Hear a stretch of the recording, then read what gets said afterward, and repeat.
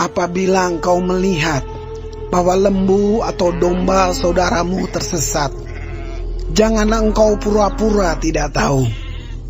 Haruslah engkau benar-benar mengembalikannya kepada saudaramu itu. Dan apabila saudaramu itu tidak tinggal dekat denganmu, dan engkau tidak mengenalnya, maka haruslah engkau membawa hewan itu ke dalam rumahmu, dan haruslah itu tinggal padamu, sampai saudaramu itu datang mencarinya. Engkau harus mengembalikannya kepadanya. Demikianlah harus kau perbuat dengan keledainya. Demikianlah kau perbuat dengan pakaiannya. Demikianlah kau perbuat dengan setiap barang yang hilang dari saudaramu. Dan yang kau temui tidak boleh engkau pura-pura tidak tahu. Apabila engkau melihat keledai saudaramu atau lembunya yang rebah di jalan, janganlah engkau pura-pura tidak tahu. Engkau harus benar-benar menolong, membangunkannya bersama-sama dengan saudaramu itu. Seorang perempuan janganlah memakai pakaian laki-laki, dan seorang laki-laki janganlah mengenakan pakaian perempuan. Sebab setiap orang yang melakukan hal ini adalah kekejian bagi Tuhan Allahmu. Apabila engkau menemui di jalan sarang burung di salah satu pohon, atau di tanah dengan anak-anak burung, atau telur-telur di dalamnya, dan induknya sedang duduk mendekap anak-anak atau telur-telur itu, maka janganlah engkau mengambil induk itu bersama-sama dengan anak-anaknya. Setidak-tidaknya induk itu haruslah kau lepaskan, tetapi anak-anaknya boleh kau ambil. Maksudnya, supaya baik keadaanmu dan lanjut umurmu. Apabila engkau mendirikan rumah yang baru, maka haruslah engkau memagari sotoh rumahmu, supaya jangan kau datangkan hutang darah kepada rumahmu itu, apabila ada seorang jatuh dari atasnya. Janganlah kau taburi kebun anggurmu dengan dua jenis benih, supaya seluruh hasil benih yang kau taburkan dan hasil kebun anggurmu jangan menjadi milik tempat kudus. Janganlah engkau membajak dengan lembu dan keledai bersama-sama. Janganlah engkau memakai pakaian yang dua jenis bahannya, yakni bulu domba dan lenan bersama-sama. Haruslah engkau membuat tali yang terpilin pada keempat puncak kain penutup tubuhmu.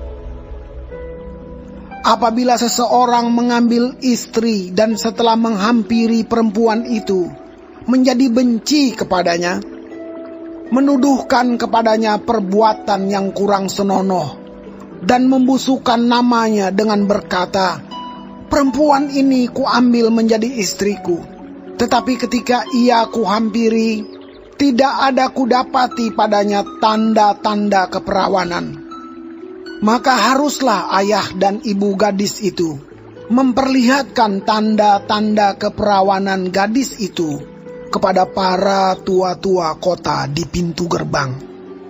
Dan ayah si gadis haruslah berkata kepada para tua-tua itu, "Aku telah memberikan anakku kepada laki-laki ini menjadi istrinya, lalu ia menjadi benci kepadanya. Dan ketahuilah, ia menuduhkan perbuatan yang kurang senonoh dengan berkata, 'Tidak ada kudapati tanda-tanda keperawanan pada anakmu.' Tetapi inilah tanda keperawanan anakku itu." Lalu haruslah mereka membentangkan kain itu di depan para tua-tua kota. Maka haruslah para tua-tua kota itu mengambil laki-laki itu, menghajar dia, mendenda dia 100 shikal perak, dan memberikan perak itu kepada ayah si gadis. Karena laki-laki itu telah membusukkan nama seorang perawan Israel.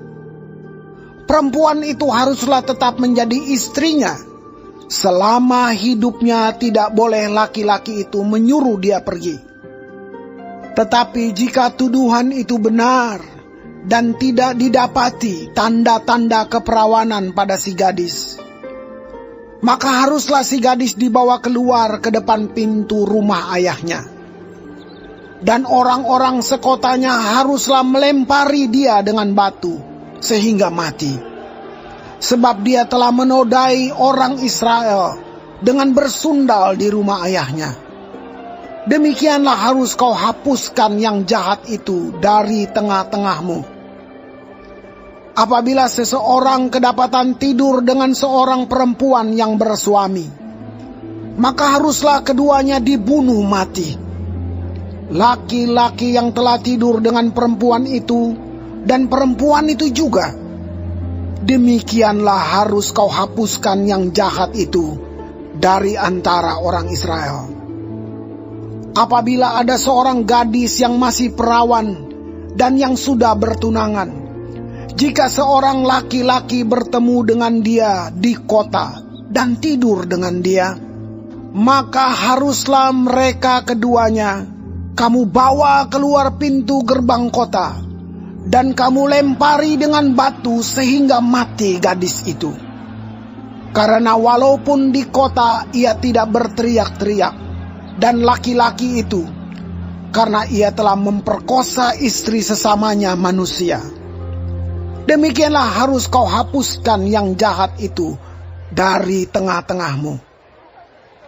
Tetapi jikalau di padang laki-laki itu bertemu dengan gadis yang telah bertunangan itu, memaksa gadis itu tidur dengan dia, maka hanyalah laki-laki yang tidur dengan gadis itu yang harus mati.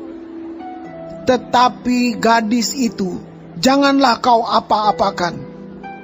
Gadis itu tidak ada dosanya yang sepadan dengan hukuman mati. Sebab perkara ini sama dengan perkara seseorang yang menyerang sesamanya manusia dan membunuhnya.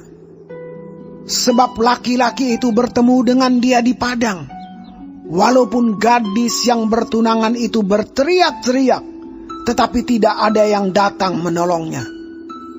Apabila seseorang bertemu dengan seorang gadis yang masih perawan dan belum bertunangan, memaksa gadis itu tidur dengan dia, dan keduanya kedapatan, maka haruslah laki-laki yang sudah tidur dengan gadis itu memberikan 50 sikal perak kepada ayah gadis itu.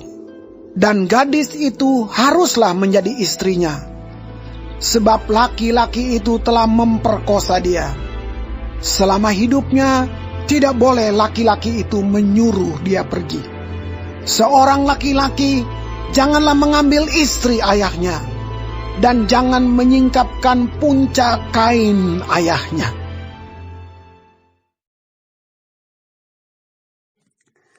Shalom semua jemaat Tuhan. Kembali kita di dalam pendalaman Alkitab Clearsight. Sekarang kita sudah memasuki kitab Ulangan 22. Tuhan Yesus memberkati. Di dalam ayat 1 dikatakan, apabila engkau melihat bahwa lembu atau domba saudaramu tersesat, janganlah engkau pura-pura tidak tahu. Haruslah engkau benar-benar mengembalikannya kepada saudaramu itu. Di dalam nas ini mengajarkan bahwa ketika orang Israel masuk ke tanah perjanjian, Tuhan bukan saja mengatur bagaimana mereka beribadah dengan Allah dan sesama. Di dalam ayat 1-4, Tuhan mengajarkan dan mengatur apabila ada binatang yang hilang dan harus dikembalikan ke pemilik yang sah.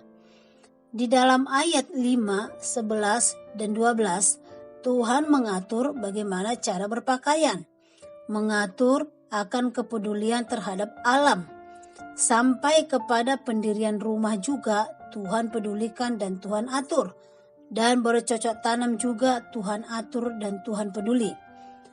Tuhan sangat peduli kepada segala sesuatu yang berhubungan dengan kesejahteraan anak-anaknya. Tuhan sangat memperhatikan kita.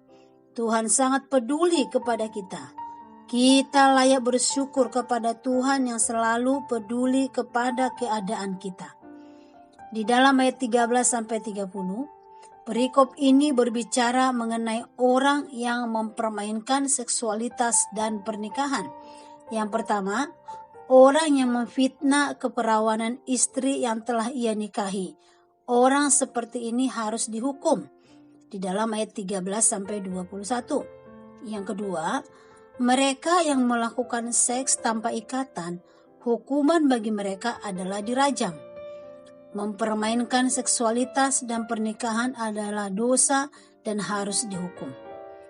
Kita sebagai pribadi yang sudah dipanggil oleh Tuhan, orang yang sudah percaya kepada Yesus Kristus, harus menjadi teladan dalam masalah seksualitas. Kita dipanggil untuk tidak mempermainkan seksualitas dan menghormati pernikahan. Kita harus menjaga kekudusan hidup pernikahan, karena itu mutlak bagi setiap anak Tuhan. Kiranya Tuhan memampukan kita dan menguatkan kita untuk melakukan kebenaran firman Tuhan ini. Amin. Tuhan Yesus memberkati.